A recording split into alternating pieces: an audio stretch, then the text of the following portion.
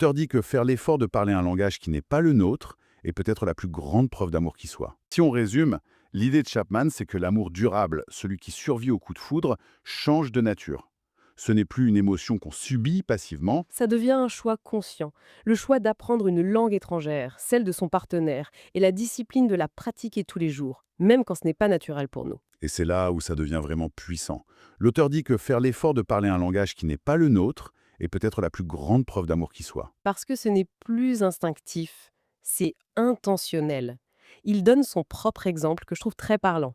Il déteste passer l'aspirateur. comme beaucoup de gens. C'est une corvée de son enfance qu'il a en horreur. Mais pour sa femme, c'est un service très important. Alors il le fait. Et elle sait que chaque fois qu'il le fait, ce n'est ni par plaisir, ni par habitude. C'est un pur acte d'amour pour elle. L'effort lui-même devient le message. L'amour n'est plus seulement un sentiment, c'est une action. C'est une perspective qui change vraiment tout.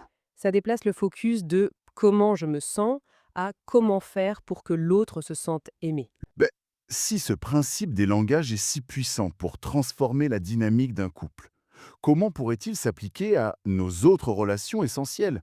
Quel est le langage d'amour principal d'un parent vieillissant, d'un adolescent qui se renferme ou d'un ami proche qu'on sent s'éloigner?